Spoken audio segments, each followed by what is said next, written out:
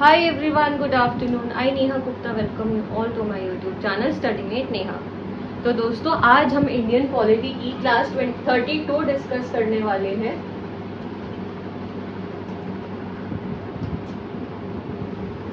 And class number 32 में हम एक और तरीके का फंडामेंटल राइट पढ़ेंगे आज।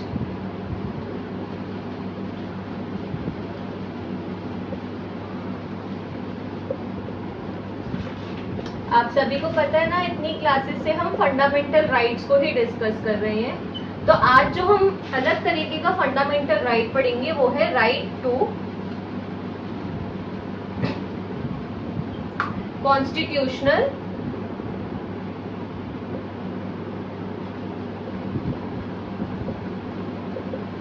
रेमेडी।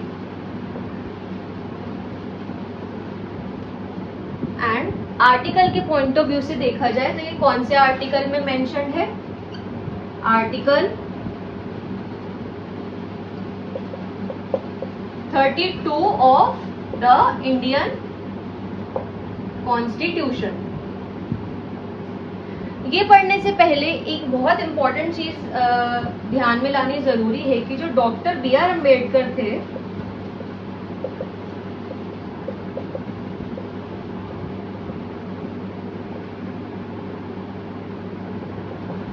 उन्होंने इस फंडामेंटल राइट के लिए पर्टिकुलरली क्या बोला कि this is the heart and soul of the Indian constitution.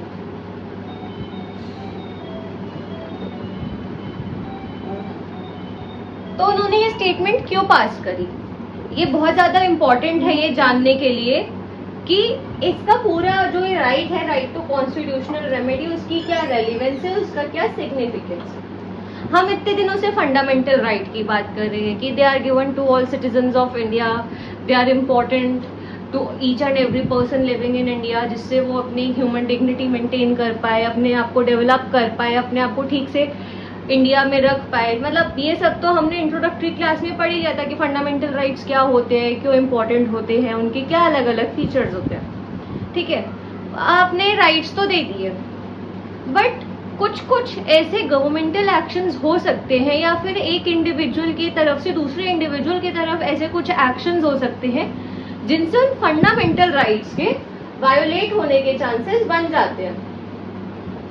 ठीक, वायोलेट होने के चांसेस बन गए। अब उस सिचुएशन में कोई इंसान क्या करेगा? तो जब हमने सबसे पहली क्लास भी पढ़ी थी फंडामेंटल राइट्स की, तो हमने क्या बोला कि fundamental rights are justiciable in nature.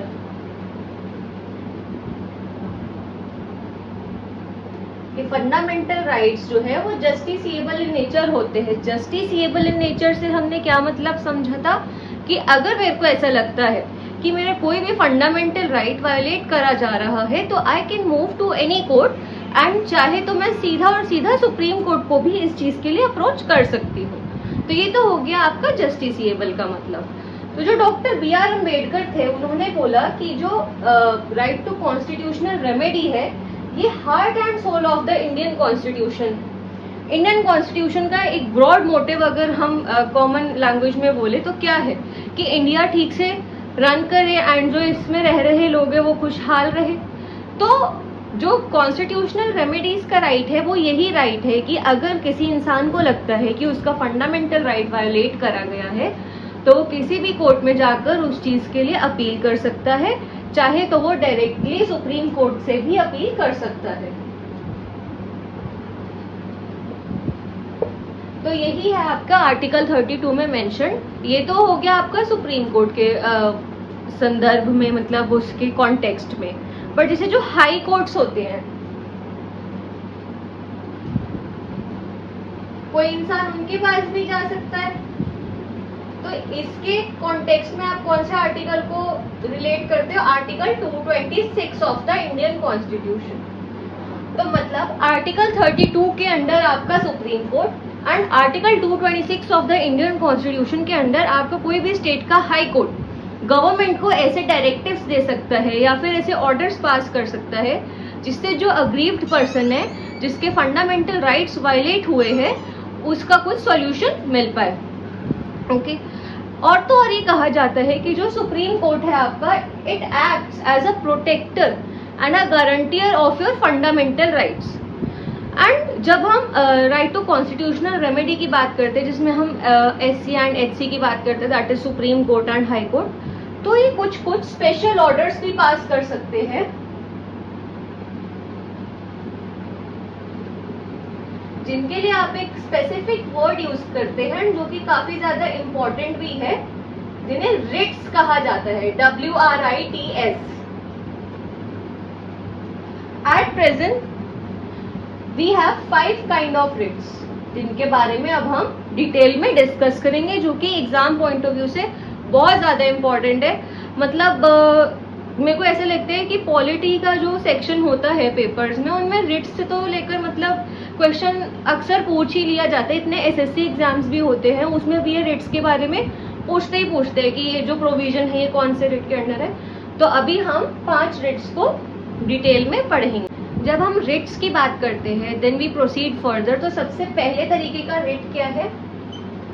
Habeas corpus.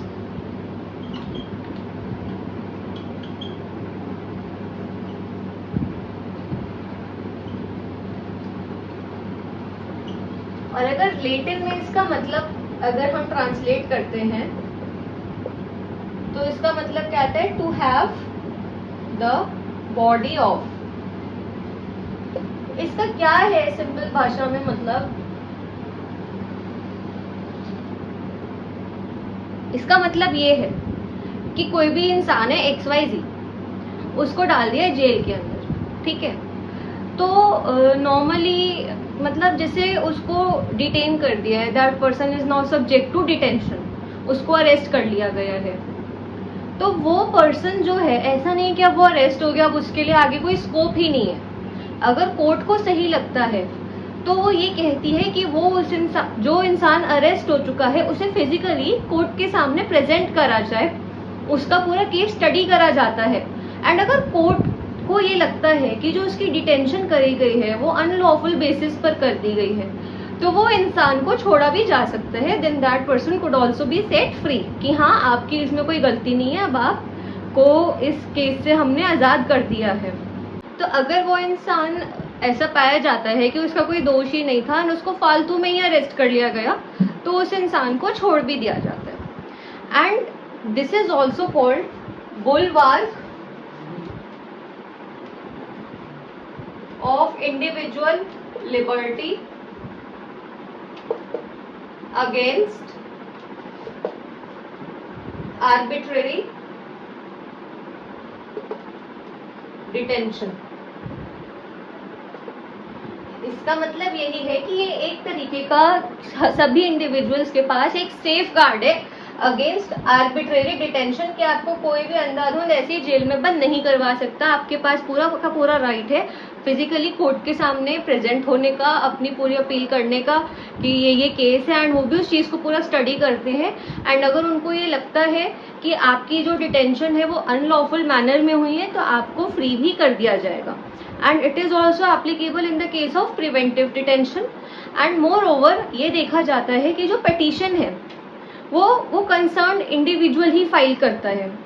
But जो हेबियस कॉर्पस का जो रिट है उसके अंदर ये क्या है कि जो अग्रीव्ड पर्सन है, जो एक्यूज्ड पर्सन है, उसके बिहाफ पर कोई और इंडिविजुअल भी, लाइक जो भी उसका रिलेटिव हो, कुछ भी हो, वो भी पिटीशन फाइल कर सकता है। तो this was your first right which was habeas corpus.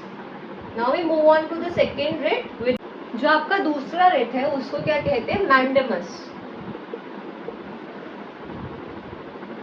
And इसका क्या मतलब होता है? We command.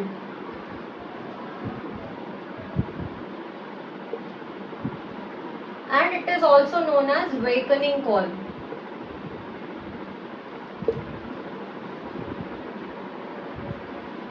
तो जो आपका एक हायर कोर्ट होता है, ठीक है, हायर कोर्ट मतलब मैं किसी स्टेट के हाई कोर्ट से मतलब नहीं रख रही हूँ, वैसे ही मैं लेवल की बात कर रही हूँ। कोई भी आपकी एक हाई अथॉरिटी है, कोई कोर्ट है, तो वो अपने सबऑर्डिनेट कोर्ट्स, किसी भी ट्रिब्यूनल, पब्लिक बॉडी या फिर गवर्नमेंट को ये कमांड कर सकता है, ये ऑर्डर दे सकता है कि आप अपनी स्पेसिफिक ड्यूटी निभाइए, ठीक है, we command. This is a kind of wakening call. Wakening call इसी रीजन की वजह से है कि जो हायर अथॉरिटी है, जो हायर कोर्ट है, वो सबॉर्डिनेट अथॉरिटीज को बोलता है कि आपको ये ड्यूटी करनी चाहिए एंड आपको अपनी ड्यूटी है निभानी चाहिए। जो इसके लिए पिटीशन डालता है इंडिविजुअल, जो भी इंडिविजुअल इसके लिए पिटीशन डालता है, उसकी पिटीशन को स्टडी करा जाता है कि वो इंडिविजुअल एक लेजिट पर्पस के लिए ही एक पिटीशन डाल रहा है मैंडेमस की, एंड वो एक ऐसी लीगल ड्यूटी है जो वो एक दूसरी अथॉरिटी से, कंसर्न्ड अथॉरिटी से सीख कर रहा है, पर उसको उस ड्यूटी का जो वो सीख कर रहा है रिस्पॉन्स वो नहीं मिल पा रहा। तो यही है आपका mandamus. But it is important to note कि जैसे ये सिर्फ और सिर्फ पब्लिक बॉडीज पर ही एप्लीकेबल है, आप किसी भी प्राइवेट इंडिविजुअल या बॉडी को मैंडेमस के अंदर कोई भी चीज कमांड नहीं कर सकते हैं। एंड मोर ओवर वो जो ड्यूटी एक एग्रीव्ड पर्सन सीख कर रहा है, वो या तो ऐसी होनी चाहिए कि वो ऑफिशियल है, लाइक वो कंपल्सरी ड्यूटी, एंड वो कंपल्सरी ड्यूटी होने के बावजूद भी नहीं निभाई जा रही, तो ये रेट एप्लीकेबल है। But if that duty is discretionary in nature, तो आपका ये जो रेट है वो अप्लाई नहीं होता। तो in simple terms mandamus means like we command, जो आपकी हायर अथॉरिटी है वो सबॉर्डिनेट अथॉरिटीज को कमांड करती है कि प्लीज आप अपनी एक डेजिग्नेटेड ड्यूटी को ठीक से निभाइए। जो आपका तीसरे तरीके का रेट है वो है प्रोहिबिशन।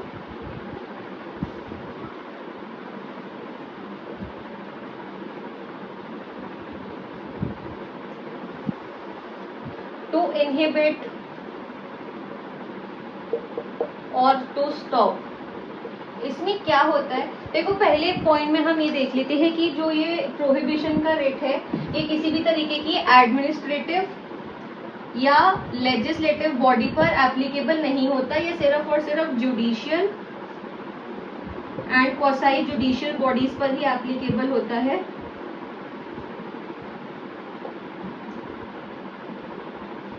इसमें क्या होता है कि जो हायर कोर्ट्स है वो सबॉर्डिनेट कोर्ट्स को ये ऑर्डर कर सकते हैं, लाइक आपके स्पेशल ट्रिब्यूनल्स हो गए, कमिश्नर्स हो गए, मजिस्ट्रेट्स हो गए, ऐसी जुडिशियल बॉडीज हो गई सबॉर्डिनेट, कि ये पर्टिकुलर एक्टिविटी आपके ज्यूरिसडिक्शन में नहीं है, तो आपका इन एक्टिविटीज के ऊपर कोई हक नहीं है। तो आप ऐसे, आपके पास ऐसी कोई भी पावर नहीं है कि आप उस एक्टिविटी में कोई भी डिसीजन ले सको या फिर उसके ऊपर कुछ एक्ट कर सको। ये अगर आपके ज्यूरिसडिक्शन के पर्व्यू में नहीं है तो आपका इसके ऊपर कोई भी लेना देना नहीं है। जैसे हमने देखा ना कि जो मैंडेमस होता है, मैंडेमस और प्रोहिबिशन में आप एक रिलेशन बना सकते हो कि जहाँ मैंडेमस है वो अथॉरिटीज को बोलता है कि तुम ये काम करो, तो वहीं पर जो आपका प्रोहिबिशन वाला रेट है वो ये बोलता है कि नहीं भाई, तुम्हें ये काम करने की कोई जरूरत नहीं, जब तुम्हारा इससे कोई लेना देना ही नहीं है तो ये तुम नहीं करोगे। तो ये था आपका प्रोहिबिशन का रेट। अब चौथा जो रेट पढ़ते हैं हम वो है सर्टियोरारी।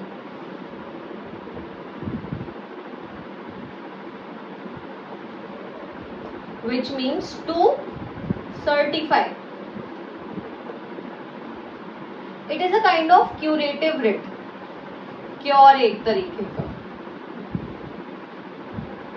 अब हम इसका मतलब समझते हैं कि कोई भी हायर कोर्ट है वो एक केस को देखता है कि वो एक लोअर कोर्ट पहले डील कर रहा है, तो अगर किसी हायर कोर्ट को ये लगता है कि जो लोअर कोर्ट है वो उसे ठीक से हैंडल नहीं कर पा रहा है, या तो मतलब वो जो केस है वो उसकी ज्यूरिसडिक्शन में फॉल ही नहीं कर रहा लोअर कोर्ट के, या फिर उसने कोई ऐसी एरर कमिट कर दिया है, तो जो हायर कोर्ट है वो लोअर कोर्ट को क्या कहता है कि आप जो ये वाला केस है ये हमारे पास ट्रांसफर कर दो, हायर अथॉरिटी में ट्रांसफर कर दो।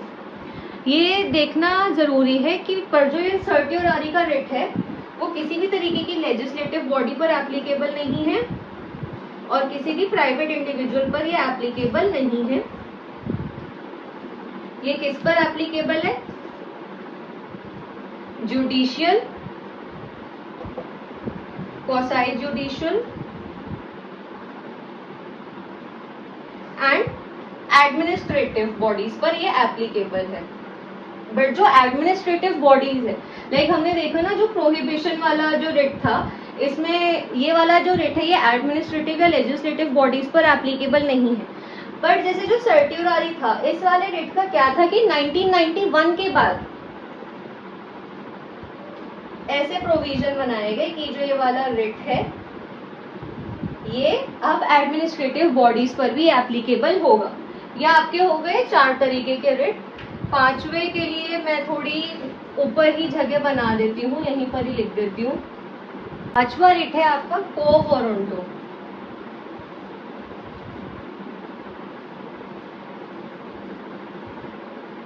जिसका मतलब है by what warrant.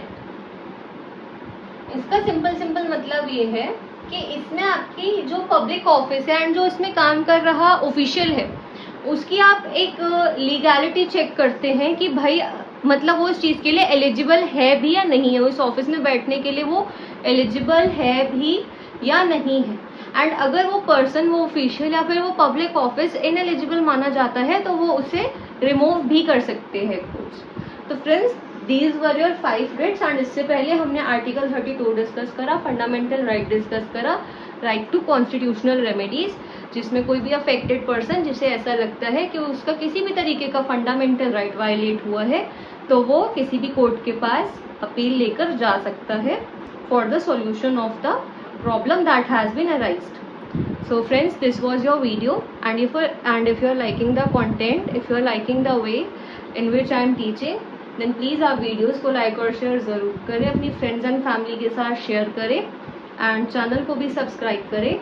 And if there is any question, any query, and if you want to connect to me, you can give comments in the comment section. And thank you so much.